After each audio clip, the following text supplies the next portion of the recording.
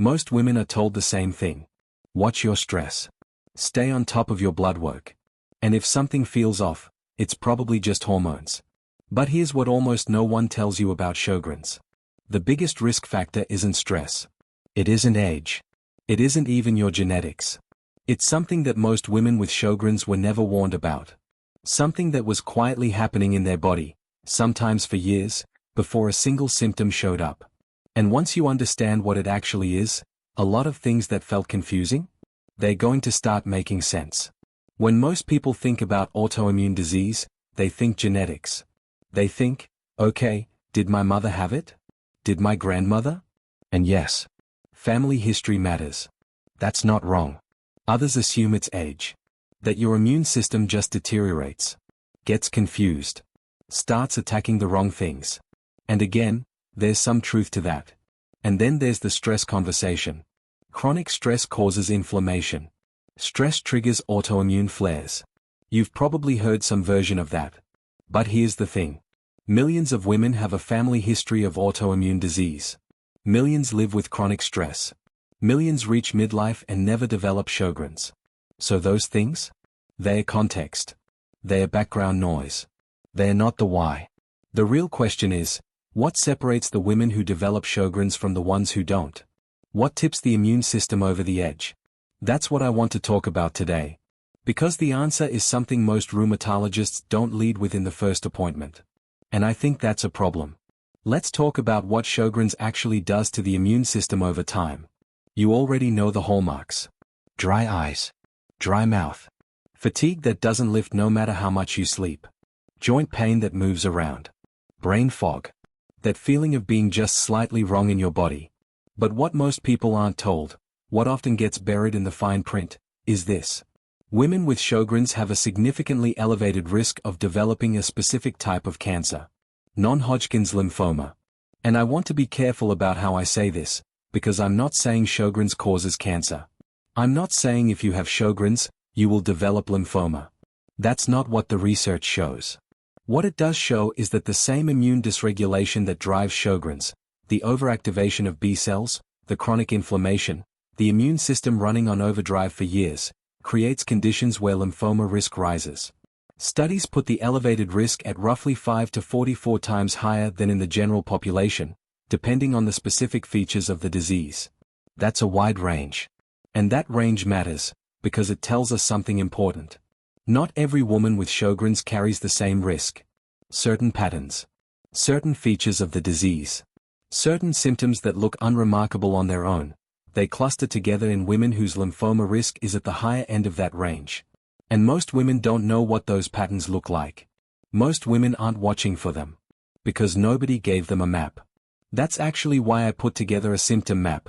It shows exactly which patterns to watch for and how this risk shows up over time. Type symptom map in the comments right now and I'll send it to you. Because what I'm about to explain is going to make a lot more sense when you have it in front of you. Here's why I call this the hidden risk factor. Sjögren's is already one of the most underdiagnosed autoimmune diseases in existence. The average time from symptom onset to diagnosis is, depending on which study you read, somewhere between 3 and 7 years. 3 to 7 years of being told you're tired. Of being offered antidepressants. Of being told your eyes are just dry. Maybe you need to drink more water. And then, finally, you get the diagnosis. And there's relief in that. There's validation. But the conversation that follows is almost never, and here's what we are monitoring you for long term. The lymphoma risk doesn't get the same airtime as the dryness symptoms. And that gap in information? That's where the real danger lives. Because the women who are most at risk, the ones in that high-risk cluster, are often the ones who've had the most aggressive early immune activity. The ones whose immune system has been running hard for the longest. Which brings us to the other piece of this. Timing. Most women with Sjögren's notice something shifting in their mid-40s to early 50s. And here's where it gets complicated. Because that's also the window when perimenopause starts. When sleep starts changing. When energy dips for reasons that seem obvious. When "I'm just getting older" becomes the default explanation for everything. The symptoms of Sjögren's onset and the symptoms of perimenopause overlap almost perfectly. Fatigue. Dryness. Brain fog. Joint aches. Mood shifts. The sense that your body is just not responding the way it used to. And because those symptoms have an obvious cultural explanation, you're going through the change, the immune system piece gets missed. Women are not asking their doctors, could this be autoimmune? They are asking, is this menopause? And doctors, often, are saying yes. So the immune dysregulation continues. Quietly. The B cells keep activating. The inflammation keeps building. And the window for early intervention, the window where you could meaningfully change the trajectory, it closes. But here's what's actually happening biologically during this window. Estrogen has a significant regulatory effect on immune function. When estrogen drops, as it does dramatically during perimenopause, that regulatory brake on immune activity loosens. The immune system becomes more reactive, more likely to produce the kind of B-cell activity that Sjogren's thrives on. So this isn't just symptoms that looked similar. The hormonal shift of perimenopause may actually be creating the biological conditions that allow Sjogren's to take hold, or to accelerate in women who already have it. And then, years later, the immune system that's been running in overdrive starts showing you something different. Swollen glands. Parotid gland enlargement. Unusual fatigue that feels different from before. These are the signs that the immune dysregulation has potentially moved into new territory. Now let's talk about triggers. Because this is where the biggest misunderstanding lives. A lot of women, especially post-2020, have noticed that their autoimmune symptoms either started or significantly worsened after a viral infection. Some of them link it to COVID. Some to other viruses. EBV, which is the Epstein-Barr virus, has a particularly well-documented connection to autoimmune activation. And then they tell their doctor. And the response is often, there's no proven link. Which is technically partially true. And also deeply unhelpful. Because what the research actually suggests is this. Viral infections, particularly those that trigger strong immune responses, can act as an unmasking event. They don't create Sjogren's out of nothing. But in a woman who already has the genetic predisposition, who is already in the high vulnerability perimenopause window, a significant viral infection can be the thing that tips the immune system from at risk to activated. Think of it like a match. The kindling was already there. The hormonal shift dried it out. The virus struck the match. And this is why so many women report a very clear before and after in their body. Before the virus. After the virus. I was fine. And then I wasn't. That experience is real. The research is still catching up to it. But dismissing it, or waiting for absolute proof before taking it seriously, does women a disservice. So when we talk about risk factors for Sjogren's, and specifically for the more serious, lymphoma-associated trajectory, we are not talking about one cause. We are talking about a layering. Genetic susceptibility. Hormonal window. Immune trigger. Stack enough of those layers, and the immune system stops being able to regulate itself. And that's when the real risks begin. I want to stop here for a moment. Because if you're watching this, and you've been living with symptoms that don't quite have a name yet, or you have a diagnosis but you've still felt like you're missing something, I want you to hear this. The fact that it took years to figure out what was happening in your body is not a failure of your perception. It's a failure of the information that was available to you. You were not imagining it. The fatigue was real. The fog was real. The sense that something had fundamentally shifted, real. And if you've ever sat in a doctor's office and been told everything looks normal while feeling completely abnormal, that experience is shared by more women than you know. Sjogren's is profoundly undertreated. Partially because it's underdiagnosed. And partially because the seriousness of its long-term implications, including the lymphoma risk we've been talking about, doesn't always get communicated. If you felt like something changed in your body and you couldn't explain why. If you've been told it's stress, or age, or hormones. If you've wondered whether you're overreacting. You're not. And what you're about to hear is why paying attention to that instinct, right now, not later, genuinely matters. So let's connect what we've covered. The hidden risk factor for Sjogren's isn't stress. It isn't simply age. It isn't even genetics acting alone. It's the lymphoma risk that emerges when Sjogren's goes undetected, or undermanaged, over years. And the path to that risk has a pattern. It often starts in the perimenopause window, where estrogen decline removes a key brake on immune overactivation. It gets masked by symptoms that look unremarkable on their own, fatigue, dryness, fog, and get attributed to the wrong cause. It sometimes gets accelerated by a viral trigger that the immune system was already primed to overrespond to. And it builds quietly. For years. While women wait for answers. The B cells that Sjogren's dysregulates, the same ones responsible for the immune overactivation, are the same cells involved in non-Hodgkin's lymphoma development. That's not a coincidence. That's a mechanism. And certain features of Sjogren's signal that the B-cell activity is more aggressive. Parotid gland swelling. Persistent low-grade fever. Elevated beta-2 microglobulin. Cryoglobulinemia. Lymphadenopathy. Those are terms your rheumatologist knows. But not every woman with Sjogren's knows to ask about them.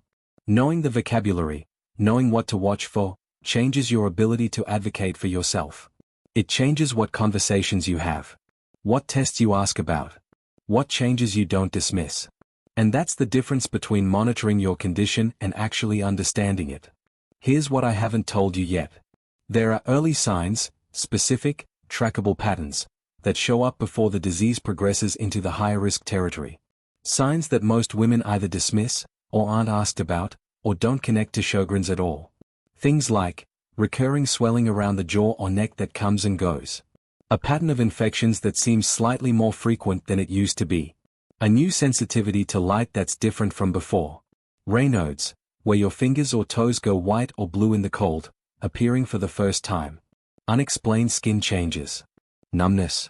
Tingling that isn't nerve compression. None of these scream Sjogren's on their own. That's exactly the problem. But when you see them in the context of the pattern, when you understand the timeline, the immune mechanism, the hormonal background, they stop being random. They become signals. And the women who catch those signals early, who bring them to a rheumatologist with the right framing, are the women who get monitoring started sooner. Who are being watched for the right things. Who have a team that knows which features of their disease to take seriously. The question is, do you know which stage of this pattern you might already be in? Most women don't. Not because they're not paying attention, but because nobody gave them a way to see the full picture. And this is exactly the moment where that symptom map becomes most useful. If you typed symptom map in the comments earlier, this is what it was built for. This part of the picture. The early signals. The clustering. The features that indicate your immune activity is in a high-risk pattern. If you haven't typed it yet, do it now. Because what we're about to get into is the part most women never hear. Type symptom map in the comments. I'll send it to you directly. Most women don't realize what stage they're in until it's already progressed. This map exists to change that. It's free. It's specific.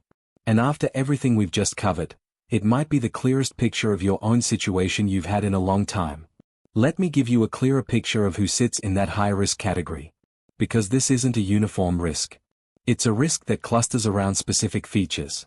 Women who develop Sjogren's at a younger age, before 50, tend to have more aggressive immune activity over the disease course. Women who have persistent parotid gland enlargement, that puffiness in the cheeks and jaw, are in a higher risk group. Women with a specific blood marker called low complement C4, which signals that the immune system is consuming its own complement proteins trying to fight something, show elevated lymphoma risk in multiple studies.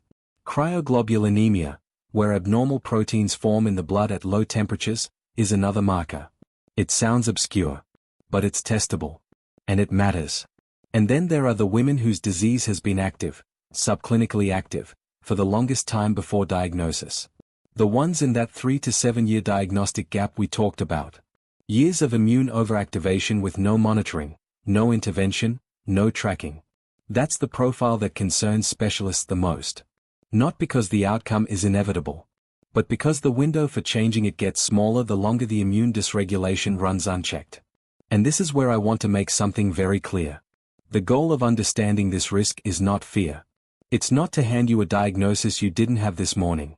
The goal is information. Because information changes what's possible. Women who understand their risk profile ask better questions. Advocate more effectively. Get earlier referrals to specialists who know what to monitor. And that changes outcomes. If you already have a Sjogren's diagnosis, or if you're in the process of getting one, here's what informed monitoring actually looks like. Regular labs that include not just ANA and anti-SSA, SSB, which most rheumatologists will already run, but also complement levels, complete blood count with differential, and beta-2 microglobulin. Asking your rheumatologist specifically, am I being monitored for lymphoma risk? Based on my disease features, what would trigger more intensive surveillance? Not every rheumatologist will volunteer this conversation. But every rheumatologist should be willing to have it. Paying attention to new symptoms, particularly anything involving lymph nodes, night sweats, unexpected weight loss, or persistent fever, and not attributing them to stress or perimenopause without checking. And understanding the timeline of your own disease. When did symptoms start? How long before diagnosis? What was happening in your life, hormonally, virally, immunologically, in that window? That timeline is data. It tells you and your doctor something about where you've been, and where you might be going. The women who navigate Sjogren's best are not necessarily the women with the mildest disease. They're the women who understand what they're dealing with, who know the right questions, and who have a care team that's actually looking for the right things. And if you're someone who started noticing symptoms later in life, in your 40s or 50s, and you've been trying to make sense of what's happening, type later in the comments. I want to send you something specific about the late onset pattern, because that group is especially underserved by the standard information that exists out there. The perimenopause overlap means that late onset Sjogren's is particularly likely to be missed. And being missed means being unmonitored. Which is exactly the situation this information is designed to change. And one more thing. If you've been feeling off, genuinely, persistently off, but your labs keep coming back normal and nobody has a clear answer, type something's OFF in the comments. Because there's a specific checklist I put together for exactly this situation. Women who know something isn't right but can't get the medical system to see it yet. I'll send it to you. So here's the full picture. The biggest risk factor for Sjogren's, the one most women aren't told about, is the lymphoma risk that builds when the immune dysregulation goes unrecognized, unmonitored, and unaddressed. It emerges through a specific pattern.